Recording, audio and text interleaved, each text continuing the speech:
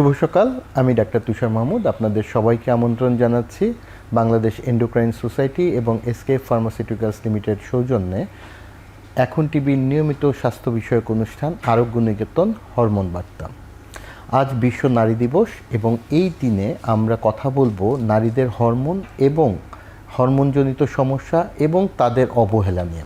এ বিষয়ে আমাদের সাথে কথা বলতে উপস্থিত আছেন অধ্যাপক ডাক্তার তানজিনা হোসেন এবং ডাক্তার ফারিয়া আফসানা ম্যাডাম। আসসালামু আলাইকুম, শুভ সকাল। কেমন আছেন ম্যাডাম? ভালো আছি, ধন্যবাদ। আমি প্রথমে অধ্যাপক ডাক্তার তানজিনা হোসেন ম্যাডাম আপনার কাছে জানতে চাব এন্ডোক্রাইন বিষয়ে বা এই যে হরমোন রিলেটেড সমস্যা নিয়ে মেয়েদের তো স্পেশাল কিছু কনসিডারেশন আছে, সে বিষয়ে যদি সাধারণের জন্য কোনো দিক নির্দেশনা থাকে একদম মোটা দাগে যদি বলতে চাই। অনেক ধন্যবাদ। আসলে হরমোনজনিত সমস্যা যতগুলো আছে তার বেশিরভাগই পুরুষদের তুলনায় নারীদের মধ্যেই বেশি দেখা দেয়।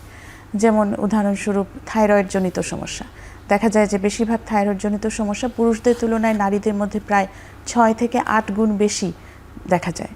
এছাড়া প্রোল্যাকটিন হরমোনজনিত সমস্যা, পিউবার্টিজনিত সমস্যা, পলিসিস্টিক ওভারি ডিজিজ, এগুলো মূলত নারীদেরই সমস্যা যা দেখা দেয়। আরেকটি খুব গুরুত্বপূর্ণ হরমোনজনিত সমস্যা আছে যেটি আমরা আসলে খুব একটা খেয়াল করি না বা অবহেলা করি, সেটা হচ্ছে মেনোপোজাল যে সিনড্রোমগুলো। মধ্যবয়সী নারীদের মেনোপোজ বা মাসিক বন্ধ হয়ে যাওয়ার পরে কিছু হরমোনজনিত উপসর্গ দেখা দেয় যা খুবই বিব্রতকর এবং বিরক্তিকর হয় অনেকের জীবনে। এই সমস্যাটিও শুধুমাত্র নারীদেরই দেখা দেয়। কাজেই এন্ডোক্রাইন যে সমস্যাগুলো এগুলোর বেশিরভাগই হচ্ছে নারীদের সমস্যা। এজন্য নারীদের জন্য এই এন্ডোক্রাইন সমস্যাগুলো ঠিকমতো শনাক্ত করা, উপসর্গগুলো বুঝতে পারা এবং এগুলো প্রতিরোধ এবং প্রতিকারের জন্য যে সচেতনতা, এটা নারীদের মধ্যেই বেশি বাড়াতে হবে আমাদের। হ্যাঁ, এবং সাধারণত আমরা তো বুঝি যে একটা নারী বা একটা শিশু, কন্যা শিশু বয়সন্ধিকালের চেঞ্জ, আবার এই যে মেনোপোজের কথা বলছেন, সেই রকম চেঞ্জগুলি সমস্ত অ্যাকচুয়ালি হরমোনের জন্যই হয়। ফারিয়া ম্যাডাম, আমি আপনার কাছে জানতে চাইবো, এটা তো সাধারণ যে বিভিন্ন প্রবলেমগুলির কথা বললো, হরমোন রোগ বলতেই তো আমাদের মেইনলি মাথায় চলে আসে যে ডায়াবেটিস রিলেটেড কোনো কিছু কিনা। নারীদের ক্ষেত্রে এই ডায়াবেটিসের সঙ্গেও কি কোনো রকম বিশেষ বাড়তি প্রভাব বা এরকম কিছু আছে? ধন্যবাদ। আসলে আমরা একটু আগেই শুনছিলাম যে একদম বয়ঃসন্ধিক্ষণ থেকে শুরু করে মাসিক ঋতুচক্র থেকে শুরু করে জীবনের প্রত্যেকটি ধাপেই কিন্তু মহিলাদের আসলে হরমোনের বিভিন্ন ইনফ্লুয়েন্স রয়েছে। আসলে হরমোন বলতে সাধারণভাবে অনেকেই জানতে চান যে হরমোন কি। সেখানে এটা একটা রাসায়নিক বার্তাবাহক বলা যায় শরীরে। তার মধ্যে একটি হরমোন কিন্তু ইনসুলিন। সেই ইনসুলিনের অভাবে বা অকার্যকরিতার কারণেই কিন্তু ডায়াবেটিস দেখা যায়। যদিও পুরো বিশ্বের মতো বাংলাদেশেও ওরকম কোনো বলা যাবে না যে পুরুষদের না মহিলাদের ডায়াবেটিস বেশি হয়, কিন্তু তারপরেও আমি বলবো যে যেহেতু অনেক সময়ই মহিলারা নিজেদের স্বাস্থ্য ব্যবস্থাটাকে অতটা গুরুত্ব দেন না, সেই জন্য ডায়াবেটিস এবং ডায়াবেটিসের জটিলতাগুলো মহিলাদের মধ্যে বেশি দেখার সম্ভাবনা বেশি থাকে। কারণ যদি একজন ডায়াবেটিক ব্যক্তি নিয়মিত চিকিৎসা না নেন, নিয়মিত ফলো আপে না যান, শরীরের দিকে জীবনযাত্রায় যে পরিবর্তনগুলো করা দরকার, নিয়মিত ওষুধ খাওয়া, ইনসুলিন নেওয়া যার প্রয়োজন, এগুলো যদি একটু অবহেলা করেন তাহলে এই ডায়াবেটিস এবং ডায়াবেটিসজনিত জটিলতাগুলি বাড়ে। সেই ক্ষেত্রে মহিলাদের ক্ষেত্রে আমরা অনেক ক্ষেত্রেই দেখি যে অনেক দিন ফলো আপ করছেন না বা জটিলতা নিয়েই প্রথম আসছেন, এরকম কিন্তু অনেক বেশি পাওয়া যায়। সেই ক্ষেত্রে অবশ্যই বলবো ডায়াবেটিস রোগের ক্ষেত্রেও মহিলাদের জন্য জটিলতাগুলো বেশি হতে পারে। অনেক ধন্যবাদ ম্যাডাম। আমি আবার তানজিনা ম্যাডাম আপনার কাছে আসব। আমরা শুনে নিলাম যে ডায়াবেটিস এবং হরমোন দুইটা আলাদা জিনিস হলেও একই ধারায় কাজ করে। একটা মেয়ে তো নারী হিসেবে যখন ধাপটা পার হয় বয়ঃসন্ধিকালে, এই সময় থেকেই তো কিছু কিছু প্রবলেম শুরু হতে পারে। কারো আর্লি পিরিয়ড শুরু হয়ে যাচ্ছে, কারো হয়তো সময় হচ্ছে না। এটাও তো হরমোনের একটা তারতম্যর জন্য হচ্ছে। এখান থেকে যদি আমরা শুরু করি, ধাপে ধাপে বয়সের সাথে সাথে আমরা আজকের আলোচনাটা এগিয়ে নিব। প্রথমেই আমি আপনার কাছে জানতে চাই, ছোট্ট একটি বাচ্চার এই হরমোনের ফার্স্ট চেঞ্জ থেকে যদি বলেন। এটি খুবই গুরুত্বপূর্ণ, কারণ আমাদের দেশে আমরা আসলে এই জিনিসগুলোকে প্রায়ই ওভারলুক করে যাই। একটি ছেলে শিশু বা মেয়ে শিশু যাই হোক না কেন, সাধারণত দেখা যায় যে পিউবার্টি বা কৈশোরের যে পরিবর্তনগুলো, এগুলো শুরু হয় 9 বছর বয়স থেকে বা 8 বছর বয়স থেকে, এবং এটি একটা পূর্ণতা পায় 13-14 বছর বয়সে গিয়ে। তো শুরুতে যে পরিবর্তনগুলো, সেটা অনেকের ক্ষেত্রে একটু আগে হয়ে যেতে পারে, সেটাকে আমরা বলি প্রিকশিয়াস পিউবার্টি, মানে কৈশোরের সময়ের আগেই তার হরমোনজনিত পরিবর্তনগুলো শুরু হয়ে গেল। আবার দেরিতেও হতে পারে, দেখা যায় যে 15 বছর 16 বছর হয়ে গেছে কিন্তু তারপরেও তার পিরিয়ড হয়নি, সেটাকে আমরা বলি ডিলেড পিউবার্টি। আগে হওয়াটাও অস্বাভাবিক, পরে হওয়াটাও অস্বাভাবিক, এই দুই ক্ষেত্রেই আমরা ধরে নিই যে নিশ্চয়ই কোনো হরমোনজনিত ভারসাম্যহীনতা আছে যে কারণে এরকম হচ্ছে। তবে আমাদের দেশে যেটা হয় যে আমরা অনেক সময় পরিবার থেকে বা আশেপাশের প্রতিবেশীরা বলেন যে এটা ঠিক হয়ে যাবে, এরকম আমাদেরও হয়েছিল, কারো দেরি হয়েছিল, কারো এরকম আগে হয়ে গিয়েছিল, এটা কোনো ব্যাপার নয়, এটা ডাক্তারের কাছে যাওয়ার কিছু নেই। কিন্তু আসলে আমাদের পরিবারগুলোকে জানতে হবে যে সঠিক পিউবার্টির সময়গুলো কোনটা এবং পিউবার্টির সঠিক চেঞ্জগুলো কি কি আসে, এবং সেই সময় এবং পরিবর্তনগুলোর মধ্যে কোনো অস্বাভাবিকতা থাকলে এটা যে হরমোনজনিত সমস্যা হতে পারে সেটা বিষয়ে সচেতন থাকা এবং চিকিৎসকের পরামর্শ নেওয়া উচিত। অনেক অনেক ধন্যবাদ ফারিয়া ম্যাডাম। আমি জানতে চাবো, এই যে ম্যাডাম বললেন যে শুরুতেই অনেক রকম তারতম্য হতে পারে, আবার যাদের শুরু হলো এই যে মানে কৈশোর থেকে যখন একটু বয়সে মানে 18 থেকে 20-22 বছরে, এই সময়ে অনেকেরই বিবাহ জনিত এইখানেও তো আবার হরমোনাল কিছু চেঞ্জেস আসে, সেই সময়টার যদি হরমোনের প্রবলেমগুলি একটু বলেন। এই সময়ে অনেক ধরনেরই প্রবলেম হতে পারে, তার মধ্যে সবচেয়ে ইম্পর্ট্যান্ট এবং আমি বলবো এখনকার জন্য আমরা সবচেয়ে বেশি যেই জটিলতাটা পাই সেটা হচ্ছে পলিসিস্টিক ওভারি। মহিলাদের ক্ষেত্রে, মেয়েদের ক্ষেত্রে সেই যে পিউবার্টি শুরু হলো সেখান থেকে মাসিক অনিয়মিত, কারো কারো অনেক ক্ষেত্রেই আমরা বলি প্রথম বছর অনিয়মিত হতেই পারে, কিন্তু তারপর থেকে অনেক সময় এটা নেগলেক্টই করা হয় যে মাসিকটা অনিয়মিত হচ্ছে, ঠিক হয়ে যাবে, বা অল্প কিছুদিন ওষুধ খেলেও উইথড্রল ব্লিডিং হচ্ছে, তারপরে আবার ধরে নেয় যে এটা ঠিক হয়ে যাবে। কিন্তু সেখানে দেখা যায় যে অনেক রকম প্রেজেন্টেশন নিয়েই আসতে পারে, যেমন ব্রণ হচ্ছে, মুখে অবাঞ্ছিত লোম হচ্ছে, ওজন বেড়ে যাচ্ছে, মাসিক অনিয়মিত হচ্ছে, এবং এটা ফাইনালি কিন্তু বন্ধ্যাত্ব পর্যন্ত গিয়েও প্রেজেন্ট করতে পারে। সুতরাং এই 14 থেকে 18-19 বছর বয়সে সবচেয়ে কমন যদি হরমোনজনিত সমস্যা বলি তাহলে পলিসিস্টিক ওভারি সিনড্রোম একটি। তারপরেও আছে থাইরয়েডের সমস্যা। সেই গ্রোথ অ্যান্ড পিউবার্টির থেকে শুরু করে প্রত্যেকটা ক্ষেত্রেই কিন্তু থাইরয়েডের হরমোনের একটা খুব গুরুত্বপূর্ণ ভূমিকা আছে। সুতরাং একটা বাচ্চার লম্বা হওয়ার ক্ষেত্রেও কিন্তু থাইরয়েড হরমোনের গুরুত্ব অপরিসীম। অবশ্যই গ্রোথ হরমোন ডেফিসিয়েন্সিও একটা শর্ট হওয়ার একটা কারণ, কিন্তু আমরা কমনলি যেটা বেশি পাই সেটা হচ্ছে থাইরয়েড জনিত সমস্যা। সুতরাং এই হরমোনগুলি কিন্তু এই সময়ের বাচ্চাদেরকে অবশ্যই, যার কোনো এই প্রবলেমগুলি আছে তাদেরকে একটু স্ক্রিনিং করে নেওয়া উচিত। তার মানে এই যে পলিসিস্টিক ওভারিয়ান সিনড্রোমের কথা বললেন, আমাদের দেখা যায় যে শুধুমাত্র গাইনোকোলজিস্টের কাছেই চলে যাচ্ছে পেশেন্টগুলি বা বাবা মা নিয়ে যাচ্ছে, তো এই ক্ষেত্রে অবশ্যই হরমোন বিশেষজ্ঞের পরামর্শ নেওয়া উচিত। এবং এখন কিন্তু আমরা অনেক ক্ষেত্রেই পাই গাইনোকোলজিস্টরাও সাজেস্ট করছেন যে একজন হরমোন বিশেষজ্ঞের কাছে পরামর্শ নেওয়ার জন্য, কারণ এই ক্ষেত্রে আসলে এত ভ্যারাইটি অফ প্রেজেন্টেশন থাকে, শুধু মানে হার্সুটিজম বা অবাঞ্ছিত লোম এটা নিয়ে কিন্তু অনেক ক্ষেত্রে আসতে পারে। আর সবচেয়ে অ্যালার্মিং, অনেকে মনে করে থাকে যে ওজন যাদের বেশি তাদেরই পলিসিস্টিক ওভারি হয়। আমরা কিন্তু একটা বড় গ্রুপ অফ পেশেন্ট পাই যাদের হচ্ছে ওজন স্বাভাবিক কিন্তু পলিসিস্টিক ওভারির বিভিন্ন লক্ষণ নিয়ে আসেন।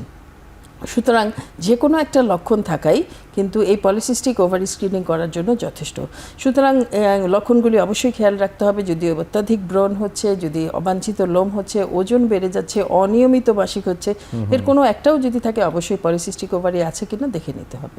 অনেক ধন্যবাদ তানজিনা ম্যাডাম। আমি আপনার কাছে এখন জানতে যাব, ম্যাডাম কথা প্রসঙ্গেই আনলেন যে ইনফার্টিলিটি অনেক বেশি, এবং ইনফার্টিলিটির একটা বড় কারণ তো এই হরমোন রিলেটেড হতে পারে, তো এই বিষয় নিয়ে যদি একটু বলেন, কারণ এটা এখন ম্যাসিভ কনসার্ন আমাদের এই আরবানাইজেশনের জন্য হোক, লাইফস্টাইলের জন্যই হোক বা যেটা হোক। হ্যাঁ, ইনফার্টিলিটি বা বন্ধ্যাত্ব আসলে বর্তমান যুগে একটি খুবই বড় সমস্যা, এবং এর বেশিরভাগই ধরে নেওয়া যায় যে হরমোনজনিত ভারসাম্যহীনতার কারণেই হয়ে থাকে। খুব অল্প কিছু অংশ আছে যেটা গাইনোকোলজিক্যাল প্রবলেম, জরায়ু বা ওভারি কোনো প্রবলেমের জন্য, কিন্তু বেশিরভাগই আসলে হরমোনজনিত কারণেই হয়ে থাকে।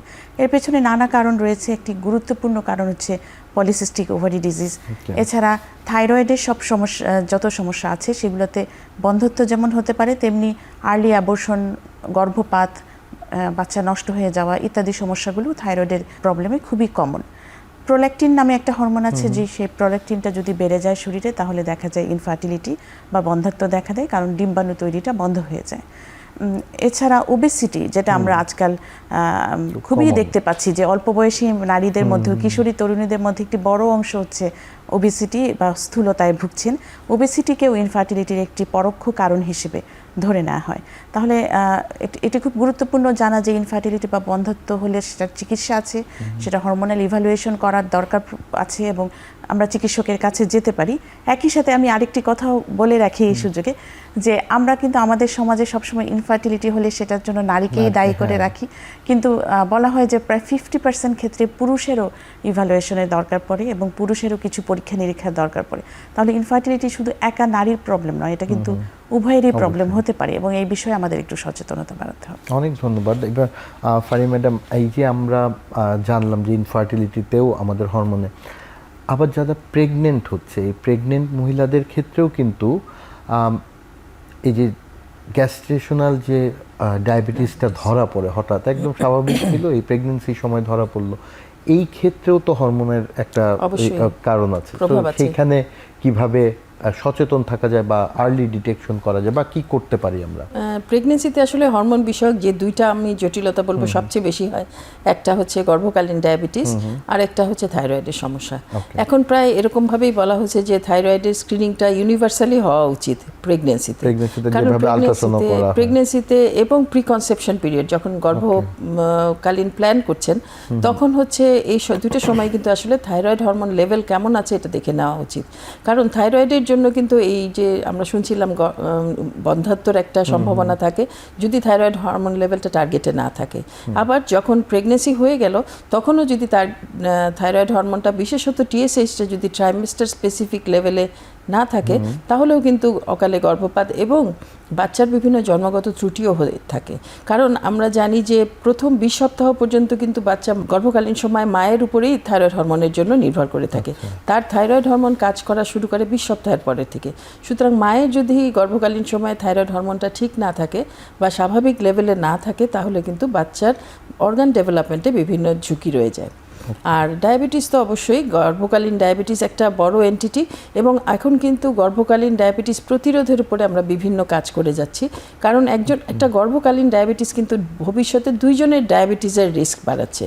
যেই মায়ের গর্ভকালীন ডায়াবেটিস হচ্ছে তার যেমন ভবিষ্যতে ডায়াবেটিস হওয়ার ঝুঁকি বেশি, আবার গর্ভস্থ শিশুরও মায়ের যদি গর্ভকালীন ডায়াবেটিস থাকে তার ভবিষ্যতে বড় হয়ে ডায়াবেটিস হওয়ার ঝুঁকিটাও বেশি থাকে। সুতরাং গর্ভকালীন ডায়াবেটিস প্রতিরোধের জন্য আসলে প্রি কনসেপশনের সময় থেকেই, গর্ভপূর্বাবস্থা থেকেই প্রতিরোধের ব্যাপারে সচেতন হওয়া উচিত। এখানে অবশ্যই গর্ভধারণের পূর্বে মায়ের ওজনটা স্বাভাবিক রাখা উচিত, যাদের ফ্যামিলি হিস্ট্রি আছে তাদের স্ক্রিনিং করে নেওয়া উচিত যে ডায়াবেটিস আছে কিনা।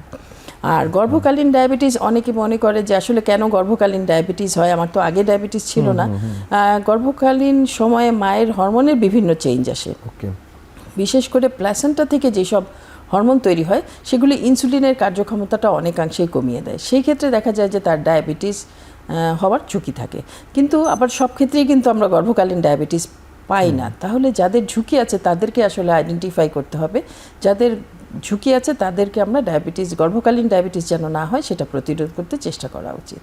ওকে, নিব ছোট্ট একটি বিরতি। এরপরে আমরা এই যে নারীদের হরমোন বিষয়ক যে অবহেলাটা, সে বিষয় নিয়ে একটু আলোচনা করব। নিশ্চিত ছোট্ট একটি বিরতির পরে আবার ফিরছি।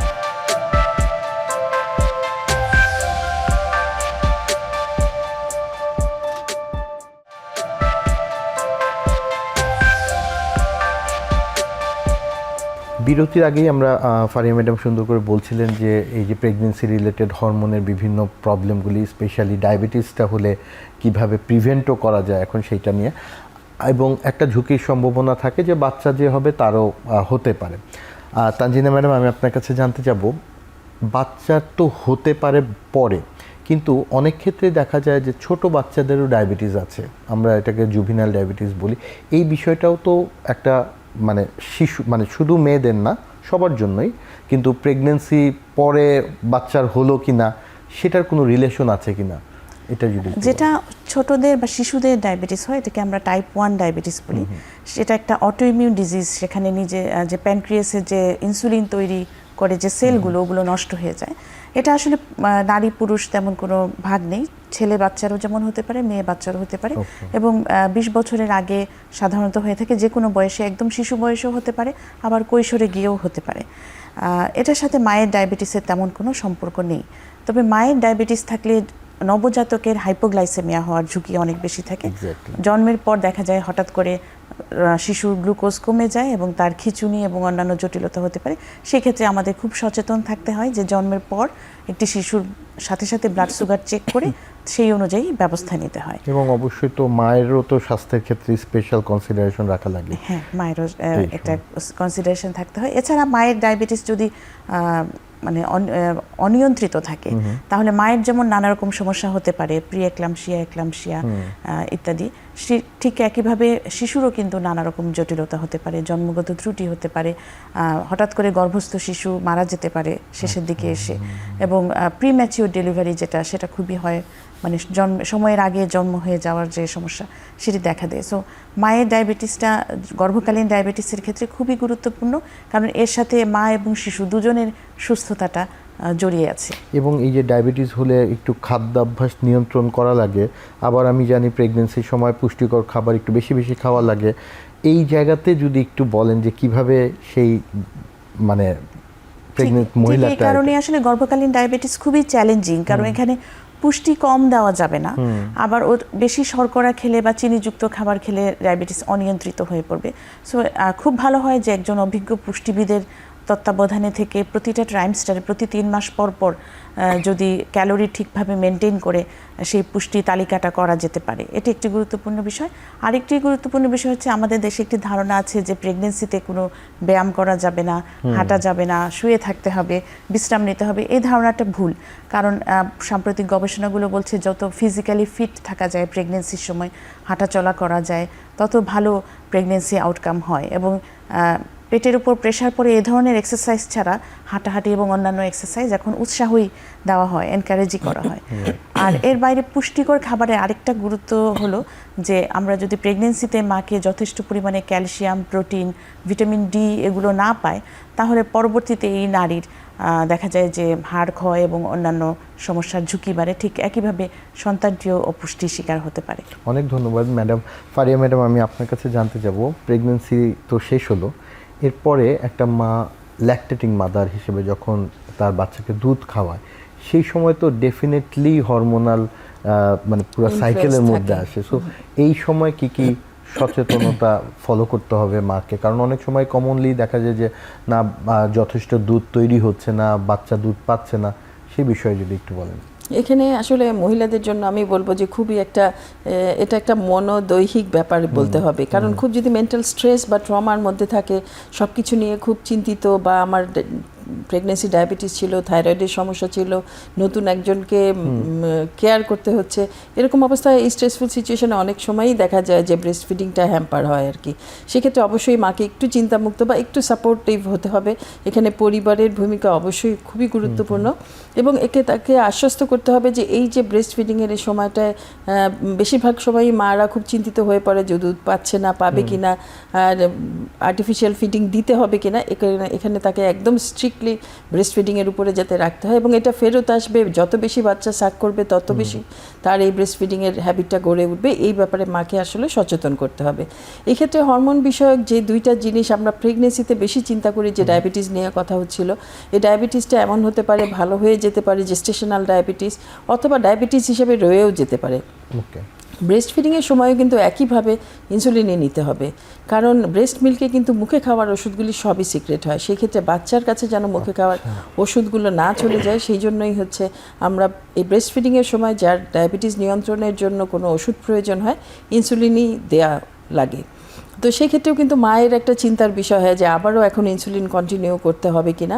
সুতরাং এই স্ট্রেস থেকেও তাকে রিলিভ করতে হবে যে এই ব্রেস্ট ফিডিংয়ের সময়টা পর্যন্ত অ্যাটলিস্ট এই যে 6 মাস যে এক্সক্লুসিভ ব্রেস্ট ফিডিংয়ের সময়টা তাকে ইনসুলিনের মাধ্যমে ডায়াবেটিস নিয়ন্ত্রণ করতে হবে। এবং এই ক্ষেত্রে অবশ্যই সঠিকভাবে ফলো আপ এবং ডায়াবেটিস নিয়ন্ত্রণ, বাসায় সেলফ মনিটরিং, ব্লাড গ্লুকোজ, এইগুলির ক্ষেত্রে কিন্তু আসলে একজন মহিলাকে অবশ্যই একজন সাপোর্টিভ ফ্যামিলি মেম্বার থাকতে হবে আর কি। তাহলেই কিন্তু একজন মহিলা মানে মানসিক দিক দিক থেকে অনেক সুস্থ থাকবেন এবং তার হরমোনাল ব্যালেন্সটাও ঠিকমতো মেনটেন হবে। এবং অবশ্যই সেলফ মোটিভেটেড থাকতে হবে এবং নিজের, যেটা আমরা বারবার বলছি যে সেলফ এডুকেশন, সেক্ষেত্রে খুবই গুরুত্বপূর্ণ ভূমিকা পালন করে। আমরা অনেক সময় দেখি ডায়াবেটিস মহিলার একজন ডেলিভারি হয়ে গেলেই উনি আর ফলো আপ থেকে হারিয়ে যান, যে আমার তো ডেলিভারি হয়ে গেছে, এখন আর বাচ্চার জন্য খুব চিন্তা নাই, আমার ডায়াবেটিস মোটামুটি কন্ট্রোলে থাকবে কারণ আমি তখন খুবই ব্যস্ত থাকবো। কিন্তু অবশ্যই এটার খুবই জরুরি নিয়মিত blood sugar monitoring, self monitoring, blood glucose গ্লুকোমিটারের সাহায্যে দেখা, এবং ডায়াবেটিস যদি ওঠানামা হয় সেখানে ডোজটা অ্যাডজাস্ট করে নেওয়া, প্রয়োজনে চিকিৎসকের পরামর্শ নেওয়া খুবই জরুরি। অনেক ধন্যবাদ। তানজিনা ম্যাডাম, আমি আপনার কাছে একটু জানতে যাব, এই যে ল্যাকটেটিং ফেজটা পার হওয়ার পরে মহিলাদের তো কাজের থামা নাই, আমাদের দেশে হোক বাইরের দেশে হোক সব জায়গাতেই অ্যাক্টিভ লাইফে কোনো স্পেশাল হরমোনে, মানে এই 30 থেকে 45 বছর পর্যন্ত, মেনোপজ হওয়ার আগ পর্যন্ত 45-50 যেটাই হোক, এই সময়ে কোনো স্পেশাল হরমোনাল কনসিডারেশন নিতে হবে কিনা একটা মহিলার? আসলে একজন নারীর জীবন পুরোটাই আসলে হরমোনের ছন্দে চলে। একদম আপনি যেরকম বলছিলেন যে জন্ম থেকে কৈশোর, কৈশোর থেকে তারুণ্য, তরুণীর পর তার সন্তান হওয়া, সন্তান লালন পালন, এই সমস্ত সময় কিন্তু একের পর এক হরমোনাল চেঞ্জ হতে থাকে। আপনি যে বয়সটার কথা বলছেন যে 20 থেকে 30 বা 30 থেকে 40 বছর, যেটা মেনোপজের আগ পর্যন্ত, আমার মনে হয় এই সময়টাতে সবচেয়ে বেশি যেটা হয়, একজন নারী নিজের প্রতি তার যত্ন কমে যায়, তার এক বা একাধিক সন্তানের মা যখন তিনি হন, তিনি মুটিয়ে যেতে থাকেন, ওজন বাড়তে থাকে, নিজের ফিটনেসের প্রতি তার আগ্রহ কমে যায়। এবং আপনি হয়তো জেনে আশ্চর্য হবেন যে নারীদের মধ্যে ওবেসিটির হার পুরুষদের চাইতে অনেক বেশি, নারীদের ওজন অনেক বেশি, নারীদের মধ্যে ফিজিক্যাল অ্যাক্টিভিটি, এক্সারসাইজ বা মানে সক্রিয় থাকার হার পুরুষদের তুলনায় অনেক কম। যদি আমরা বলি যে আমরা অনেক কাজ করি, কিন্তু আসলে ফিটনেসের জন্য যে এক্সারসাইজ করা বা হাঁটা, নিয়মিত হাঁটা, ওজন মেনটেন করার জন্য যে সচেতনতা বা একটা সুষম খাদ্যাভ্যাস, এই বিষয়গুলোতে আমাদের দেশের নারীদের কিন্তু খুবই সচেতনতার অভাব আছে। আমাদের নারীরা দেখা যায় বাড়ির সবার যত্ন নেন, সবার খাবারের দিকে খেয়াল রাখেন, সন্তান বা স্বামী ঠিকমতো প্রোটিনটা খেলেন কিনা, মাছ মাংস খেলেন কিনা, শাকসবজি খাওয়া হচ্ছে কিনা, তিনি কিন্তু খেয়াল রাখছেন, কিন্তু তিনি নিজে কি খাচ্ছেন সেদিকে কিন্তু তার খেয়াল নেই। এবং সে কারণে দেখা যায় নারীরা ফিটনেস হারিয়ে ফেলেন, আস্তে আস্তে মুটিয়ে যান। এবং যত আমাদের ওজন বাড়ে, আপনি যে বয়সটার কথা বলছেন, এই বয়সটাতে কিন্তু অসংক্রামক ব্যাধির বয়স, মানে উচ্চ রক্তচাপ, ডায়াবেটিস, হৃদরোগ, এই রোগগুলো কিন্তু এই 30-এর পরেই আস্তে আস্তে বাড়তে থাকে। তাহলে আমাদের এই ফিটনেসের অভাব এবং ফিজিক্যাল অ্যাক্টিভিটির অভাব, মন্দ খাদ্যাভ্যাস এবং ওজন বেড়ে যাওয়া, স্থূলতা, এই ডিজিজগুলোর সাথে এগুলো জড়িত। তাহলে আমাদের নিজেদের প্রতি আরেকটু যত্নশীল হতে হবে, এটা সবচেয়ে প্রায়োরিটি। মানে আমরা যেহেতু মানে নারীদের হরমোন, আজকে নারী দিবসে কথা বলছি, কিন্তু এই যে অবহেলাটা, এই অবহেলাটা কিন্তু আমি ব্যক্তিগতভাবে মনে করি যে বাইরের সাইডের অবহেলার চেয়ে নিজের সাইড থেকে অবহেলাটা বেশি। মানে নারী নিজে সবসময় স্যাক্রিফাইস করে, একটা মা সবসময় তার সন্তানের জন্য স্যাক্রিফাইস করে, ফ্যামিলির জন্য স্যাক্রিফাইস করে। এই অবহেলাটা আসে আমার মনে হয় স্যাক্রিফাইস থেকে। আমাদের আসলে সমাজেও একটা ধারণা আছে যে আমি 1-2-3টা সন্তানের মা হয়েছি, আর ফিটনেসের দরকার কি, মানে আমি তো আসলে এখন মোটা হয়েই যাব, আমার তো পেটের মাপ বড় হওয়ারই কথা। কিন্তু আসলে এটা ভুল ধারণা। হ্যাঁ, আমরা কিন্তু সারা জীবনই আমাদের যে সুষম খাদ্যাভ্যাস, ফিজিক্যাল অ্যাক্টিভিটি, সক্রিয় থাকার অভ্যাস করতে হবে একদম মৃত্যুর আগ পর্যন্ত, এমনকি 60-70 বছর বয়স পর্যন্ত। এটার জন্য কোনো বয়স নেই। তো আমরা যত এভাবে মানে একটা সুন্দর জীবনযাপন করতে পারবো, তত আমরা বড় বড় যে রোগগুলোর কথা বললাম, যত অসংক্রামক ব্যাধি, হার্ট অ্যাটাক, স্ট্রোক, ডায়াবেটিস, উচ্চ রক্তচাপ, এগুলোকে, ইভেন ক্যান্সারের সাথেও বলা হয় ওবেসিটি সম্পর্ক আছে, এই সবগুলোকে আমরা একসাথে প্রতিরোধ করতে পারবো। অনেক ধন্যবাদ। ফারিয়া ম্যাডাম, আপনার কাছে জানতে যাবো, এই যে 40-45 বছর পর্যন্ত তো নারীদের লাইফটা শুনলাম, 45 পরেই কিন্তু এই মেজর আরেকটা চেঞ্জেস আসে যে মাসিকটা বন্ধ হয়ে যায়, এবং মাসিক বন্ধ হওয়া মানেই কিন্তু আমার মনে হয় যে হরমোনের একটা ডাইরেক্ট রিলেশন, এবং তার ফলবর্তীতে স্বাস্থ্যগত কি পরিবর্তন হতে পারে বা হয়, এটা খুবই গুরুত্বপূর্ণ। এবং এটা অনেক সময় কিন্তু নেগলেক্টেড থাকে, মানে খুব নোটিসেবল হয় না আর কি। তো সাধারণভাবে বলা হয় এখন 45 থেকে 50 এই সময় স্বাভাবিকভাবে মাসিক বন্ধ হয়ে যায়। এটাকেও আমরা একটু হরমোনাল ইমব্যালেন্সটা এখানেও ধাপে ধাপে বিভিন্ন রকম হতে পারে।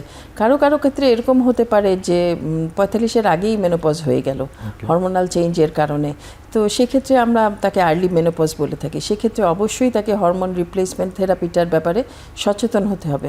অনেকে ভেবে থাকেন যে বা নিজেই অবহেলা করেন যে আর তো বয়স হয়েই গেছে, এখন তো বন্ধ হওয়ারই কথা, কিন্তু বয়সটা অবশ্যই এখানে গুরুত্বপূর্ণ। এবং যদি কার আর্লি মেনোপজ হয়ে থাকে তাহলে অবশ্যই তাকে হরমোন রিপ্লেসমেন্ট থেরাপির জন্য চিকিৎসকের পরামর্শ নিতে হবে।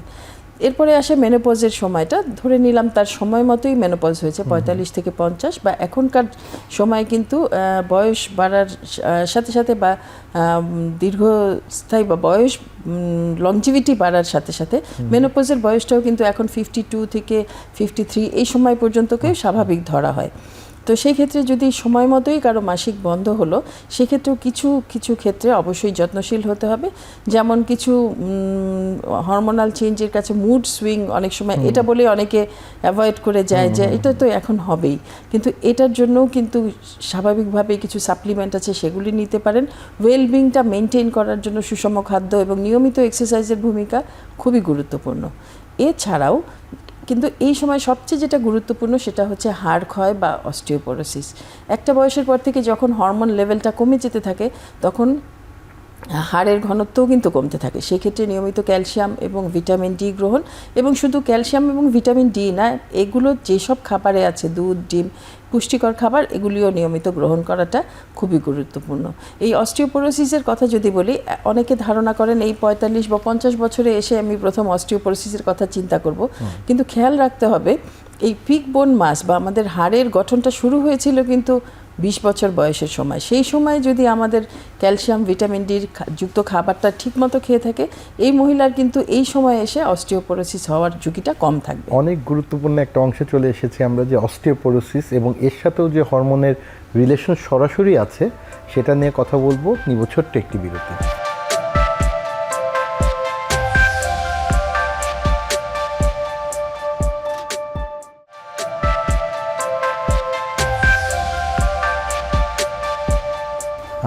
বিরতির আগেই আমরা খুব গুরুত্বপূর্ণ একটা অংশে ঢুকলাম, যে অস্টিওপোরোসিস বা বোনের ঘনত্ব, আমাদের হাড়ের যে ক্ষয় হয়, এটা মহিলাদের বেশি হয় এবং এর সাথে হরমোনের সরাসরি রিলেশন আছে, সেটা নিয়ে কথা বলছিলেন। এখন ফারিয়া ম্যাডাম, আমি আপনার কাছেই জানতে যাব, এই ক্ষেত্রে আমার তো এটা ধরা বাঁধাই যে আমার মেনোপজে গেলে আমার হরমোনাল চেঞ্জের কারণে হাড়ের ঘনত্ব কমবে, কম হবে, হাড় ক্ষয়টা বেশি হবে, এটা মেনে নেওয়া তো যাবে না।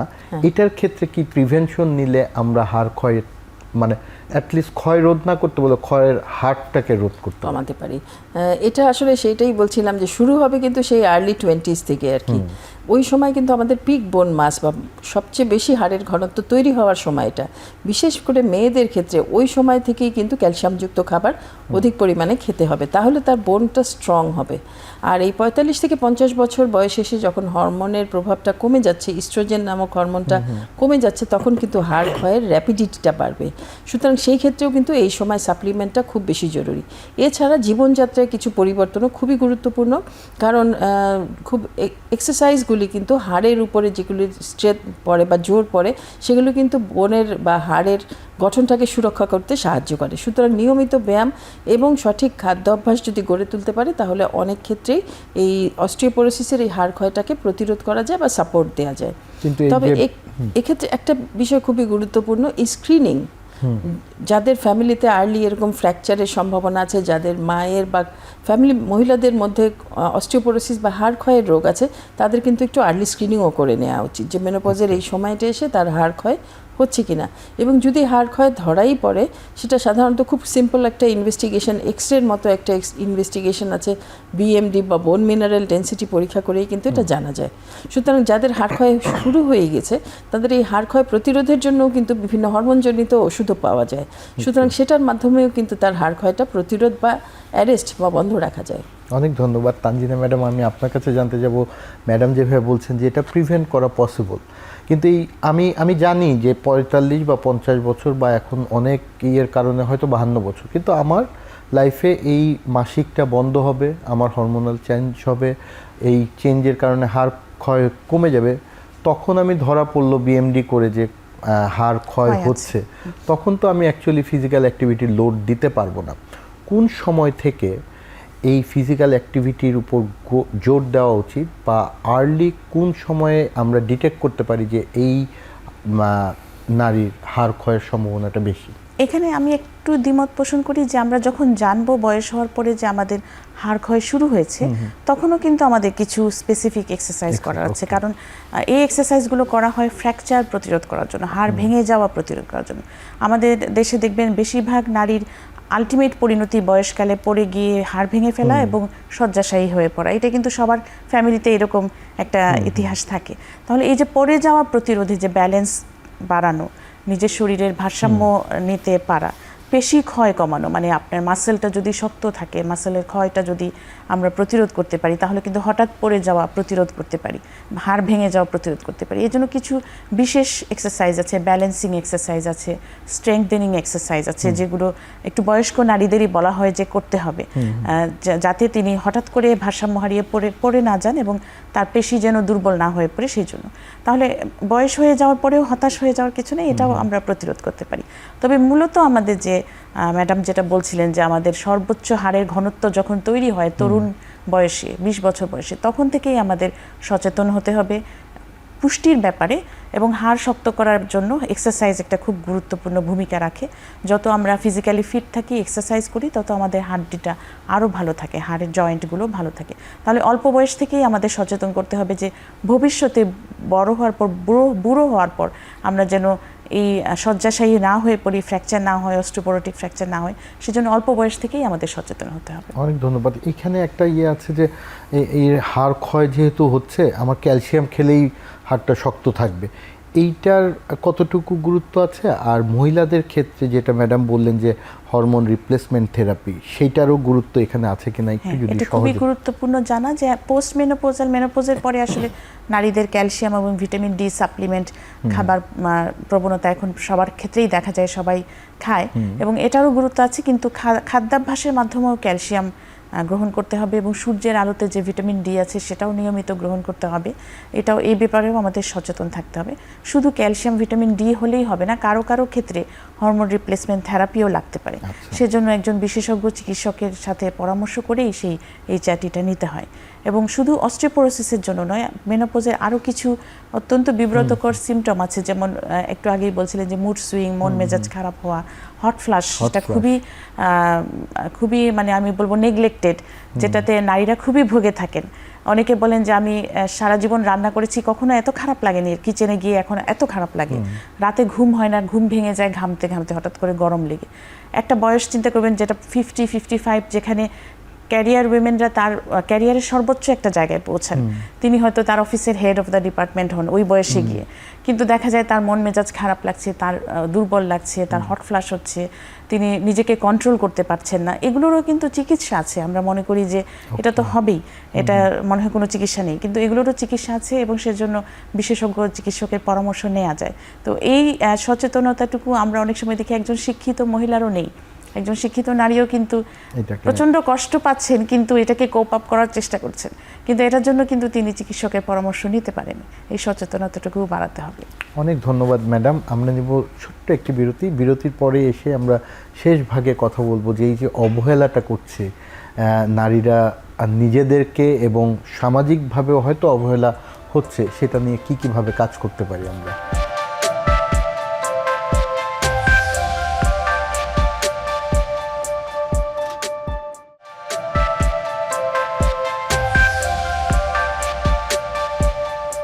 প্রোগ্রামের একদম শেষ ভাগে এসে আমরা আজকের যে আলোচনা, আজকে বিশ্ব নারী দিবসে নারীদের হরমোন এবং এর অবহেলা, এই হরমোনজনিত কারণেই তো একটা নারী এই যে ছোটবেলা থেকে একটা নারী হিসেবে তৈরি হলো, বেড়ে উঠলো, একটা মেয়ে মা হলো, এই হরমোনাল চেঞ্জের কারণে। আমরা কথা বলছি অবহেলাটাও এর মধ্যেই ইন্টিগ্রেটেড হিসেবে আছে।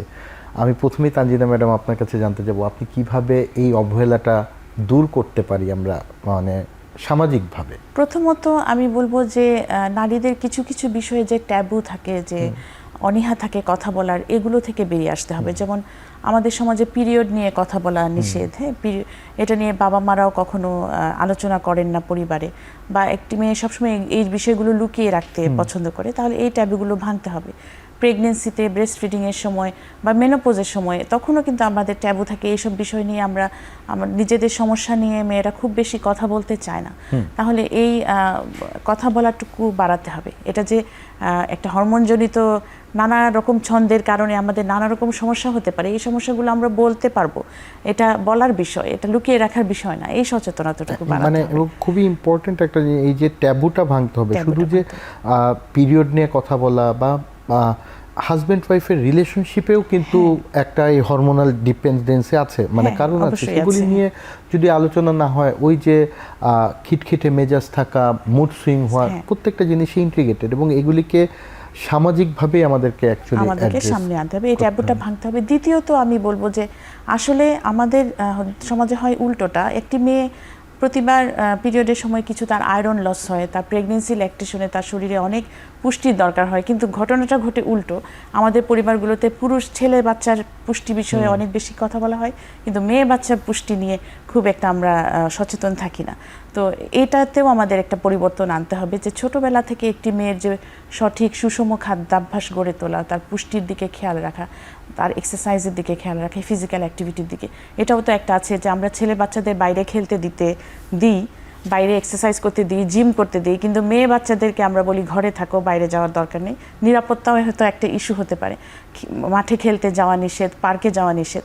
তাহলে আমাদের এই জায়গাগুলোতে যতদিন না আমরা পরিবর্তন না এনেছি, ততদিন আসলে নারীদের স্বাস্থ্য বা এই যে হরমোনজনিত সমস্যাগুলো আমরা প্রতিরোধ করতে পারবো না। এই জায়গাগুলো আমাদেরকে অনেক কাজ করার আছে আমি মনে করি। অনেক ধন্যবাদ ফারিয়া ম্যাডাম। আমি আপনার কাছে আসব, আপনি একজন নারী এবং আপনি বাংলাদেশ এন্ডোক্রাইন সোসাইটির আপনি প্রেসিডেন্ট হিসেবে আছেন। সো এই পর্যায় থেকে তো মানে ইনস্টিটিউশনালভাবেও এই অবহেলা, এই সচেতনতা নিয়ে কাজ করা আছে। আমরা কিভাবে এই জায়গা থেকে আপনি মানে কন্ট্রিবিউট করতে পারেন? হ্যাঁ, ধন্যবাদ। এটা আসলে খুবই গুরুত্বপূর্ণ একটা ব্যাপার এবং খুব মানে বিস্তৃত একটা ব্যাপার। এবং এখানে দুইটা শব্দ আমি বলবো, সচেতনতা এবং প্রতিরোধ। এই দুইটা খুব গুরুত্বপূর্ণ ভূমিকা আছে। শুধু নারী দিবসের জন্যই একটা দিনকে বেছে নেওয়া না, সারা বছরই কিন্তু একজন মহিলাকে তার নিজের স্বাস্থ্য সম্বন্ধে সচেতন হতে হবে। যে কোনো সমস্যায় খুব ওভারলুক না করে তাকে একটা বিশেষজ্ঞ চিকিৎসকের পরামর্শ নিতে হবে। যে একটা ছোট সমস্যাও কিন্তু অল্প থাকলে খুব সহজেই সমাধান করা যায়। আর আমরা যে হরমোনাল রোগগুলো নিয়ে আলোচনা করলাম, সবই বেশিরভাগ ক্ষেত্রেই অনেকগুলোই কিন্তু প্রতিরোধযোগ্য। সুতরাং অল্প সমস্যায় যদি আমরা এটা প্রতিরোধ করতে পারি, তাহলে অবশ্যই একজন মহিলার জন্য সেটা খুব হেল্পফুল হবে। এক্ষেত্রে অবশ্যই সমাজের প্রতিটা স্তরে বিভিন্ন ক্ষেত্রেই কিন্তু অনেকের সাহায্য করার সুযোগ আছে। বিশেষ করে চিকিৎসক হিসাবে আমরা মহিলাদের মধ্যে এই ধরনের অ্যাওয়ারনেস প্রোগ্রাম করতে পারি, শুধু একটা দিনের জন্য লিমিটেড না থেকে, যেটা এন্ডোক্রাইন সোসাইটি থেকে আমরা বিভিন্ন সচেতনতামূলক প্রোগ্রাম করে থাকি, রাউন্ড টেবিল সেমিনার এগুলো করে থাকি, বিভিন্ন স্কুলে প্রোগ্রাম করে থাকি। উঠতি বয়সের মেয়েরা যেমন 14-15 টিনএজ এই বয়সের মেয়েদেরকে মধ্যে স্বাস্থ্য সম্বন্ধে অ্যাওয়ারনেস বাড়াতে পারি, কারণ ওই সময় থেকেই কিন্তু তার নিজের প্রতি খেয়াল রাখার সচেতনতাটা গড়ে উঠে। সুতরাং endocrine society, Bangladesh endocrine society প্রত্যেকটা বিষয়েই কিন্তু বিভিন্ন সেমিনার, সিম্পোজিয়াম অ্যারেঞ্জ করে থাকে নিয়মিত। সুতরাং আমি আশা করি যে এভাবে কিন্তু আমরা আসলে সমাজে মহিলাদের স্বাস্থ্য বিষয়ে একটা গুরুত্বপূর্ণ ভূমিকা রাখতে পারছি। অনেক ধন্যবাদ এখানে আমি একটু যোগ করি, আমাদের বাংলাদেশ এন্ডোক্রাইন সোসাইটির আসলে উইমেন হেলথ নিয়ে আলাদা কাজ করার একটা উইং আছে, টাস্ক ফোর্স আছে। আমি এবং ম্যাডাম আমরা দুজনই আছি, এবং আমাদের আরও যারা নারী এন্ডোক্রাইনোলজিস্টরা আছেন তারাও আমাদের সাথে যুক্ত আছে। তো আমরা এই অ্যাওয়ারনেসগুলো নিয়ে বছর জুড়ে নানা রকমের প্রোগ্রাম করে থাকি। অনেক মানে গুরুত্বপূর্ণ একটা ইনফরমেশন যে এই যে উইমেন উইং থাকা এন্ডোক্রাইনের মতো সোসাইটিতে, তার মানে এখানে একটা বাড়তি গুরুত্ব পাচ্ছে, যেটা আমরা আজকে পুরো আলোচনাটাই দেখলাম যে একটা নারীর পুরো লাইফ অ্যাকচুয়ালি হরমোনাল সাইকেলের মতো একটা। আমরা জানি আমাদের হিউম্যান সাইকেল যেরকম দৈনিক একটা হরমোনাল সাইকেলে থাকে, সেরকম নারীর পুরো জীবনটা একটা সাইকেলে আছে। এবং আপনাদের দুইজনকে অনেক ধন্যবাদ। খুব সুন্দর করে সহজে নারীদের এই হরমোন রিলেটেড প্রবলেমগুলি নিয়ে কথা বললেন, এবং অ্যাওয়ারনেস বা সচেতনতার জন্য কিভাবে কাজ করতে পারি, একজন পুরুষ হিসেবে নারীদের কিভাবে হেল্প করতে পারি, সাপোর্ট করতে পারি, সেই জিনিসগুলি জানিয়েছেন। অনেক ধন্যবাদ। আপনাকে ধন্যবাদ।